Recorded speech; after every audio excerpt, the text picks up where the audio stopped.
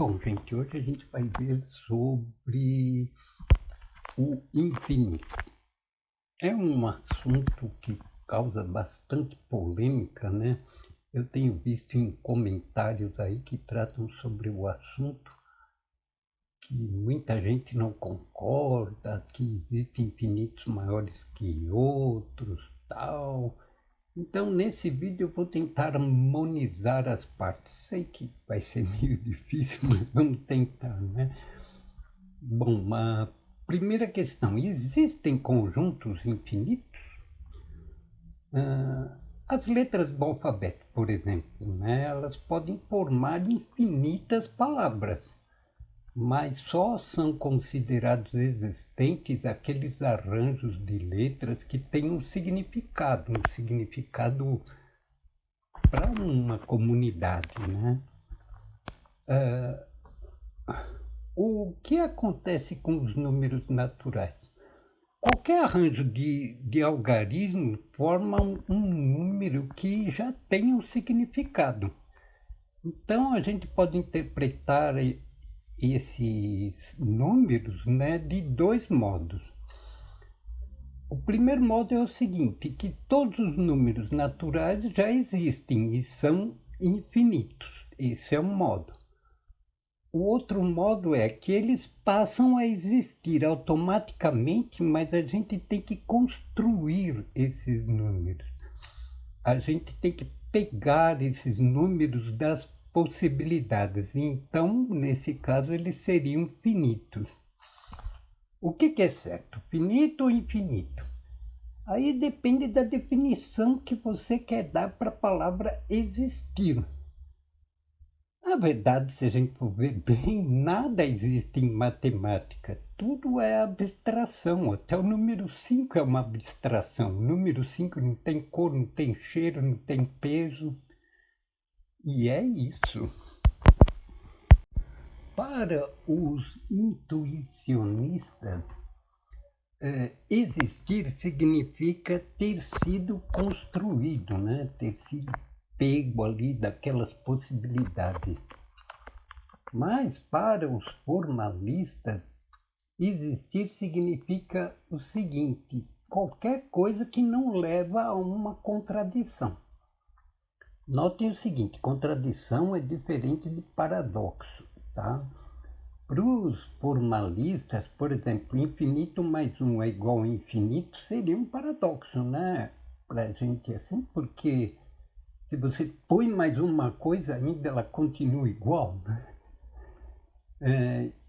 Então, isso pode ser paradoxal, mas não é uma contradição. Contradição ocorre para os formalistas, né, quando a gente prova alguma coisa e a negação dela. Por exemplo, a gente prova que A pertence a A e consegue provar que A não pertence a A.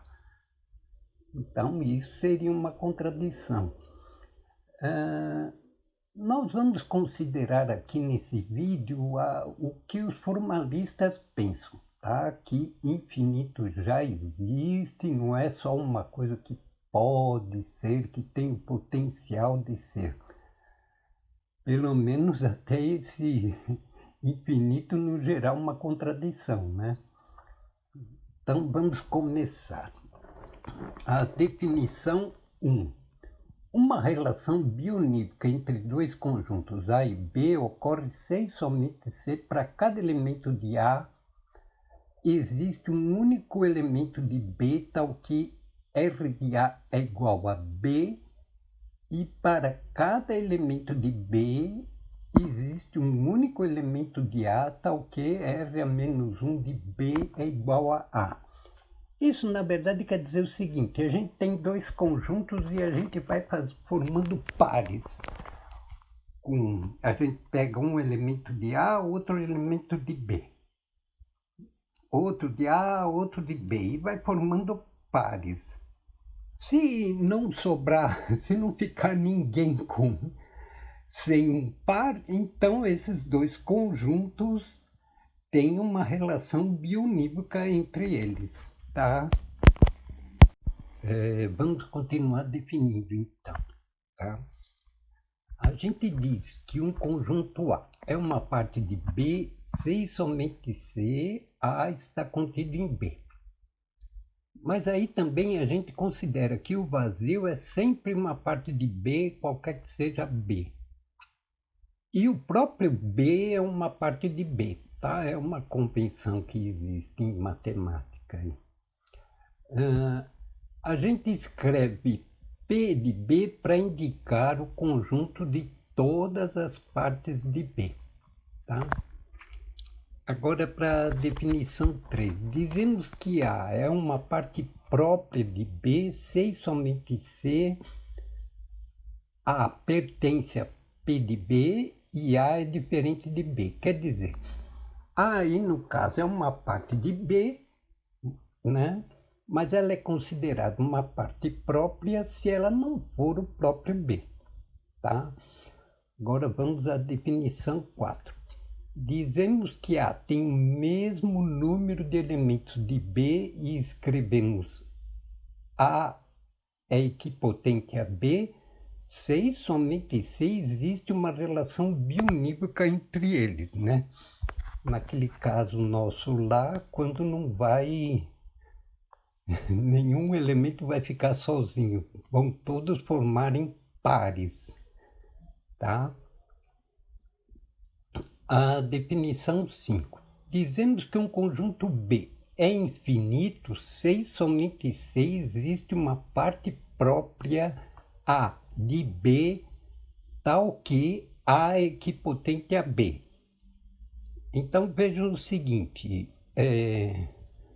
para definir o que é infinito, a gente diz que existe uma parte do conjunto, desse conjunto, que é equipotente ao próprio conjunto, tá? Então, por exemplo, os números pares são uma parte própria dos números naturais, mas tem um jeito da gente fazer uma relação bionívoca dos números pares com os números naturais, tá?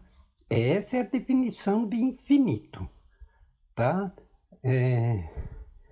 Não tem nada de sempre tem mais um ou não tem fim, porque nem sempre isso daí funciona. Esse negócio de sempre tem mais um, às vezes leva, por exemplo, a um caso cíclico. Por exemplo, um relógio, né?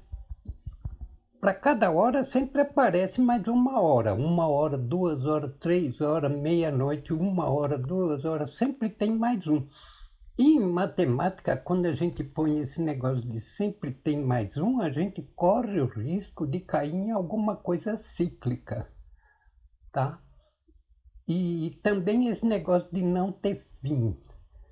Por exemplo, se a gente pega todos os números reais de 0 a 1, o 1 é o fim, né? Então, não define que de 0 a 1 tem infinitos números. Agora vamos para a definição 6. Diremos que um conjunto A tem mais elementos que B se e somente se toda função de B em A não for sobrejetora. Sobrejetora é aquela função que cobre todos os elementos do segundo conjunto aí, né? Quer dizer, não fica sobrando nada. Então a gente diz que o A tem mais elementos que B se a gente começar a formar pares de um elemento de B, outro elemento de A, um elemento de B, outro elemento de A, vai sobrar elementos em A. Bom, gente, para a gente demonstrar o teorema principal desse vídeo aqui, né, por motivos didáticos, assim, né, nós vamos assumir que cada parte de um dado conjunto pode ser representada por uma sequência de zeros e uns do seguinte modo. Por exemplo, a gente vai pegar o conjunto B igual a ABC. Cada parte A de B será representado por um terno ordenado. é terno porque o conjunto B tem 3 elementos, né? Então vai ser terno. Se o conjunto B tivesse infinitos elementos, então seria uma sequência infinita, tá? E essa sequência ou esse terno aí, ela vai ser construída do seguinte modo: ela vai ter o 1 ou o 0. E isso vai depender do seguinte: se o elemento A, B ou C pertence ou não a essa parte, tá? Então, vamos pegar aí um exemplo: o conjunto B igual a ABC. Então, o vazio, como não tem elemento nenhum, a gente vai pôr 0, 0, 0. O conjunto formado só pelo A vai ser 1, 0, 0. Formado só pelo B, 0, 1, 0. Formado só pelo C, 0, 0, 1. O conjunto AB, então vai ser 1, 1, 0. Conjunto AC vai ser 1, 0, 1. O conjunto BC vai ser 0, 1, 1. E o conjunto ABC, que é o próprio B, né, vai ser 1, 1, 1. E também dá para a gente notar que a quantidade de ternos ordenados possíveis com o 0 e o 1 é a mesma quantidade das partes de B. Nesse caso aqui dá 2 a terceira. Se tivesse 4 elementos, seria 2 a quarta, 5, 2 a quinta, etc. Né? Agora a gente vai enunciar o teorema mais importante desse vídeo aqui, que é o teorema das partes, tá? Seja A um conjunto finito ou infinito, o número de elementos das partes de A é maior que o número de elementos de A. A ideia para provar esse teorema é a mesma que se usa para provar que R não é inumerável, né? Para quem já viu isso, vai notar a semelhança. Bom, gente, esse negócio de poder representar um conjunto como uma sequência é um assunto bem cabeludo, tá? Para ter mais informações, procurem algo sobre o axioma da escolha, tá? Não vamos tratar disso agora. Nós vamos simplificar muito a demonstração desse teorema aí, nós vamos usar somente um conjunto com somente 3 elementos, tá? Mas o princípio é o mesmo para qualquer número de elementos. Quem quiser uma demonstração geral tem lá no fim do vídeo. Então vamos supor que B é ABC. Nós vamos provar que o número de elementos das partes de B é maior que o número de elementos de B conforme a definição 6. Tá?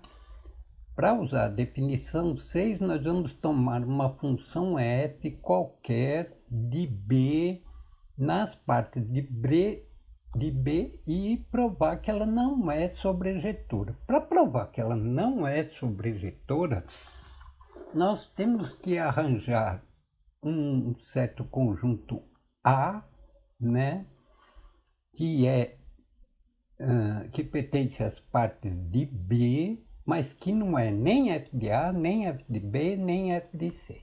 Então vamos supor aí uma função.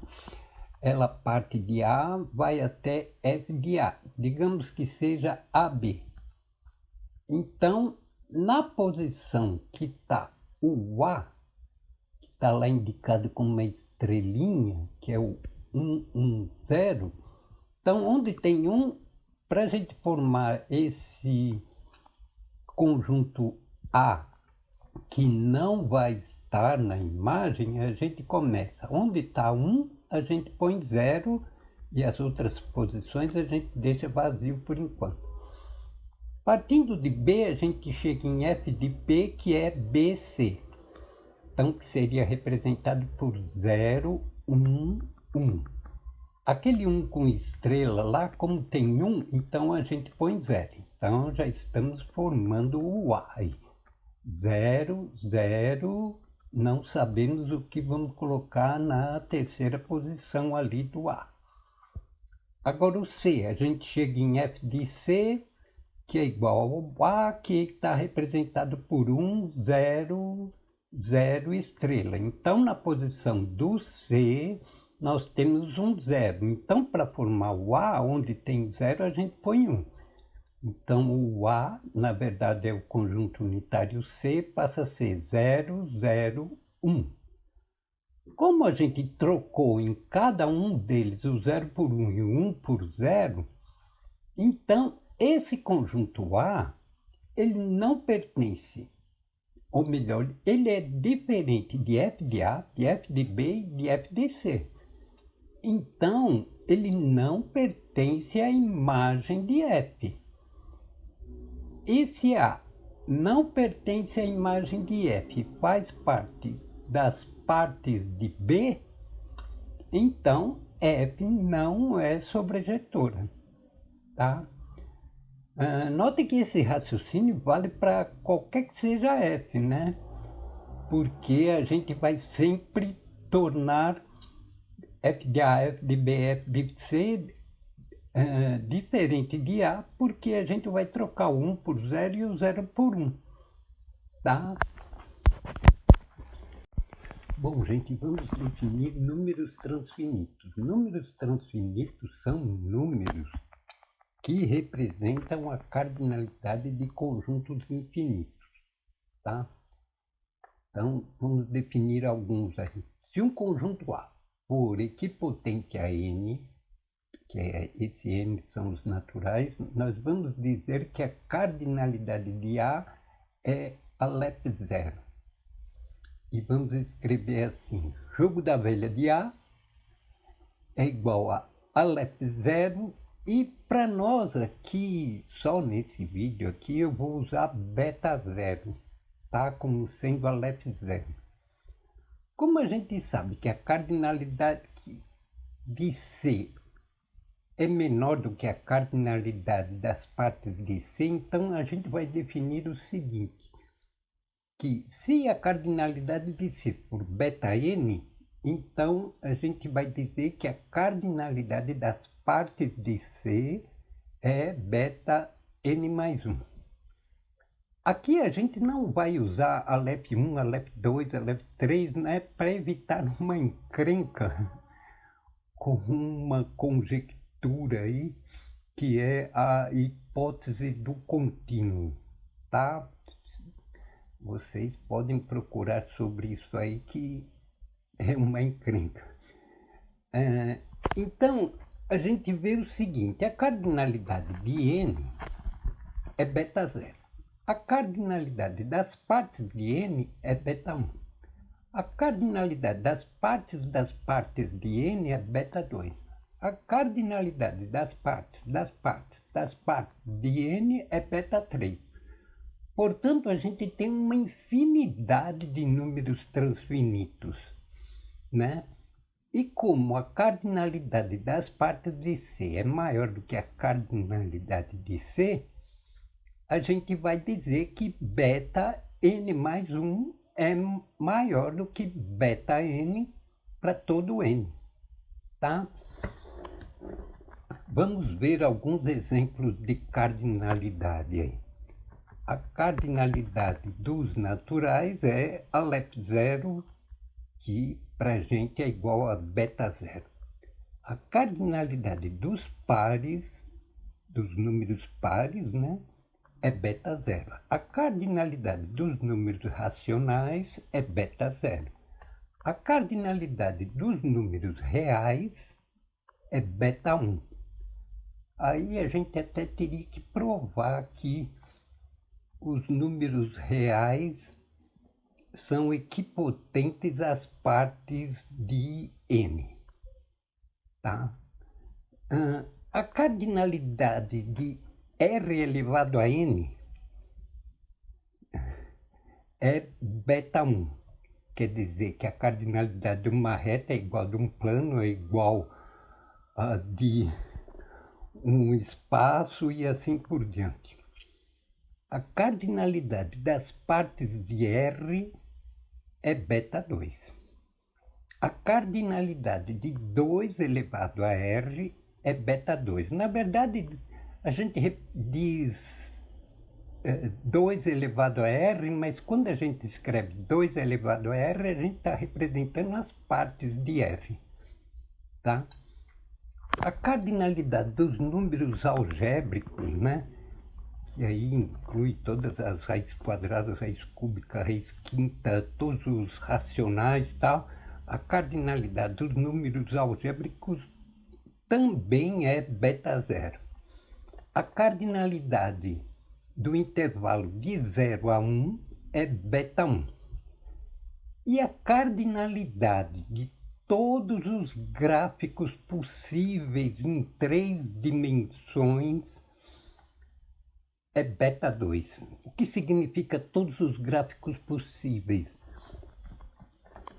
Significa que você pega cada ponto do espaço.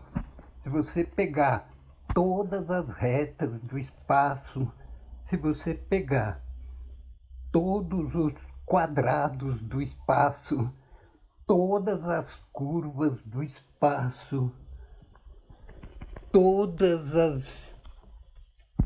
os poliedros do espaço, tudo.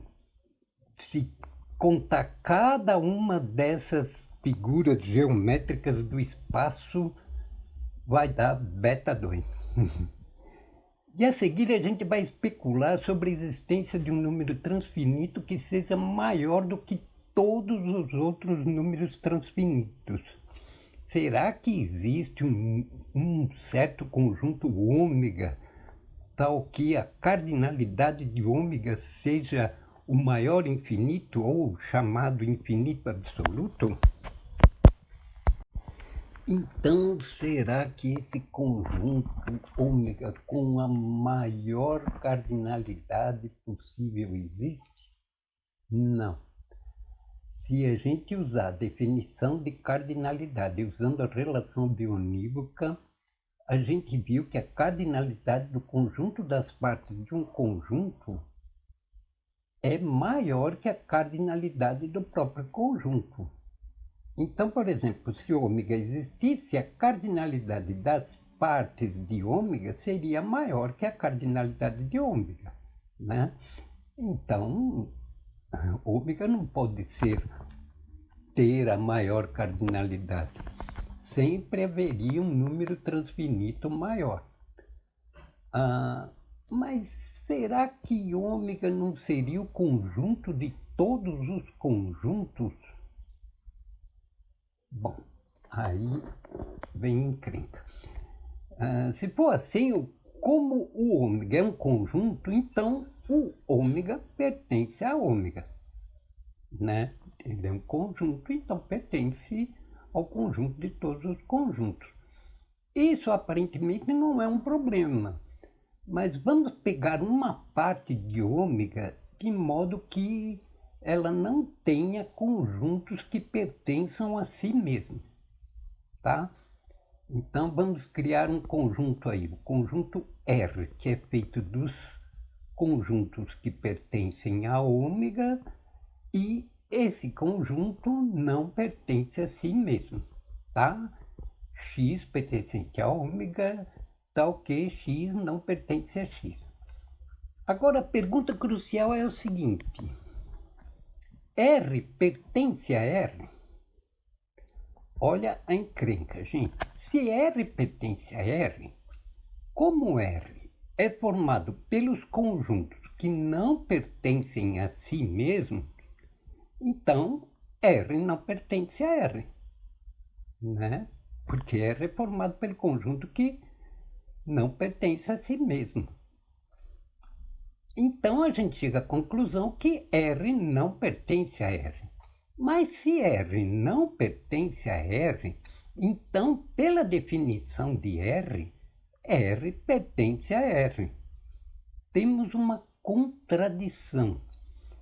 E pela definição da palavra existir que os formalistas dão, então nem R nem ômega existem, tá?